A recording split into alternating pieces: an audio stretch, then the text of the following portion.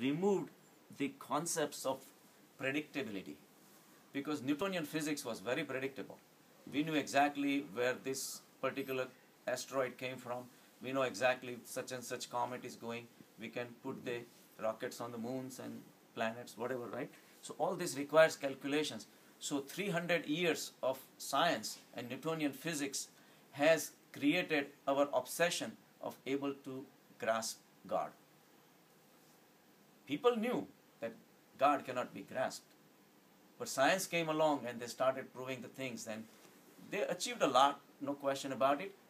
But we have two brains, left brain and the right brain. The left brain is responsible for calculations, measuring, assertiveness, going and acquiring, achieving. So it's like a male dominant pattern. The right side of the brain, so the left side of the brain controls your right part of the body. So people right-handed, going, achieving things, assertiveness, all these things are features of the left brain. The right side of the brain is dominated by ideas, emotions, things like that. So more like a female-oriented type of function of the brain. So left side of the brain, you can say rational, something that has to make sense. But right side of the brain, you can say irrational, doesn't make sense. But that's our experience anyway, male versus female. A lot of times, males do not make sense of the females, but the ideas and the warmth and the love you can find only in the right side of the brain. So 300 years we have neglected the right side of the brain. So the poets don't make much money. Artists are always starving. So all these things are becoming neglected. And now quantum physics is bringing us to the center, that both the things are important, left brain and the right brain. So that's where the science is heading.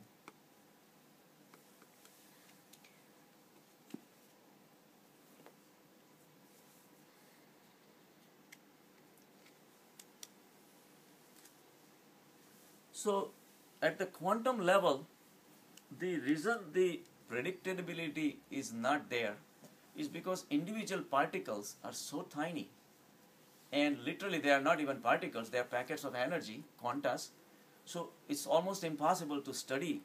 So the only way you can do some kind of prediction, if you call them predictions, at the quantum level, if you study the mass behavior of multiple particles, and then if you study the quantum physics, say, okay, there is a possibility that such and such event will take place, but there is no guarantee.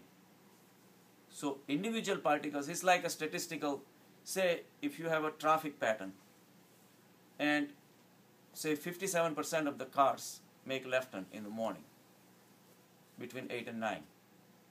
So you can say that tomorrow it will be ballpark 57%. It could be 56, could be 58. But you cannot predict individual car, whether this particular car will make left turn or not. For that, it's a 50-50.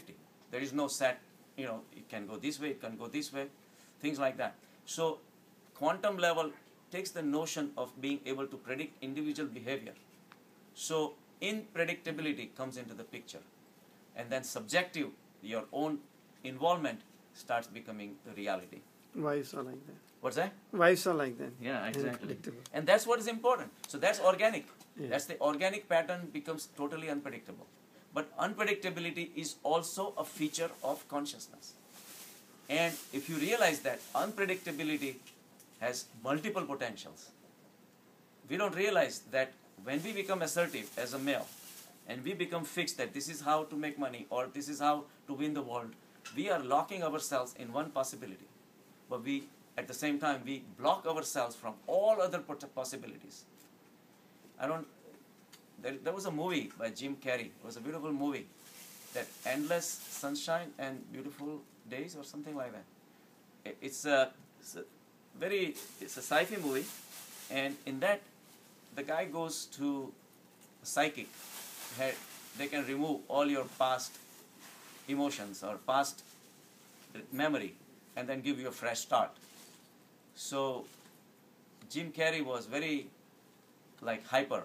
He had to clean this and clean that and all that, and where he is waiting in the waiting room of that psychic. He meets a girl who is equally unpredictable. And they find so much things in common because both of them didn't fit in the world. But they end up, it's a very good movie. They have filmed it very nicely. They end up going on the subways. They go to the last station stop of subways and for no reason.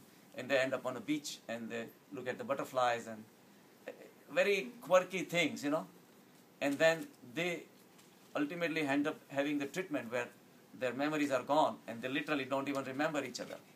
And then they again meet as if new people basically, same body, but mind is all washed off, they don't know each other. And they meet again in subway where they were meeting but now they don't remember each other, so they don't remember anything. And so Jim Carrey likes the girl again, of course, because basic they are the same, right?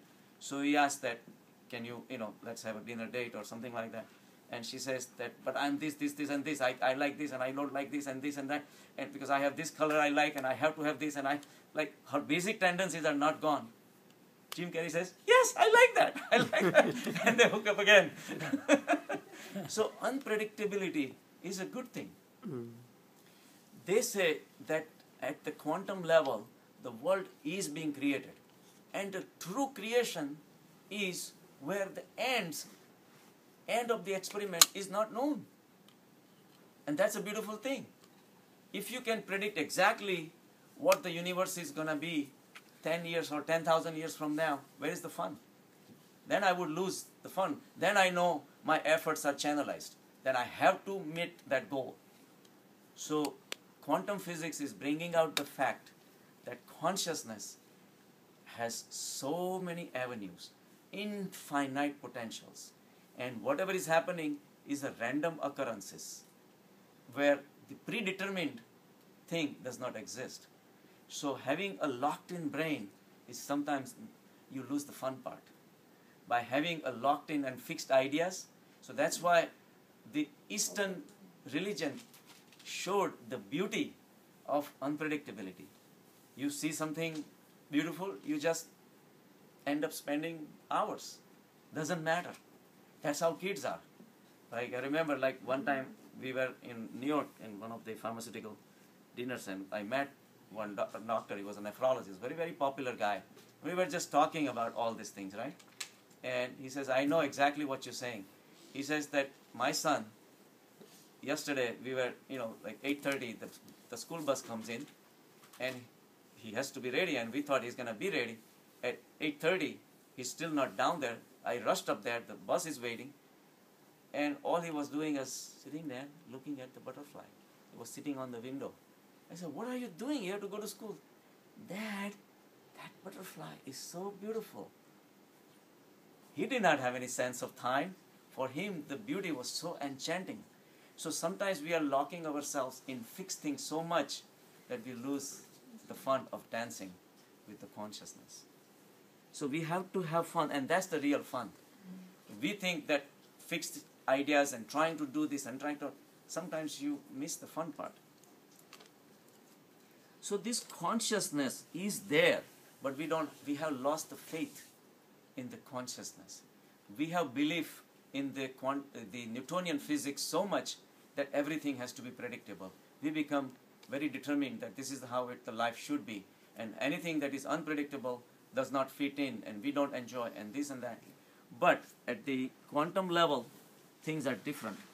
The quantum level, the consciousness knows what it's doing. The quantum physics has shown the proof that consciousness exists even at the tiniest level. Only if we care to know and go at that level. Otherwise, our belief in the particles and material will always continue. So the meditation is the experiment to realize the potential.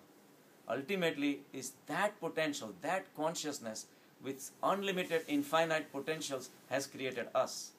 The same consciousness in another planet or another settings would create totally different animals or whatever you call that. And it's so funny how these sci-fi movies, they pick up some, alien but they still have eyes and a head and legs and so it shows that how limited we are in our imaginations. So imaginations are so much important. So meditation takes you to such a deep spiritual level where possibilities are endless. And when there are endless possibilities, there is endless fun. And when we are living our mundane life, we're missing that endless fun.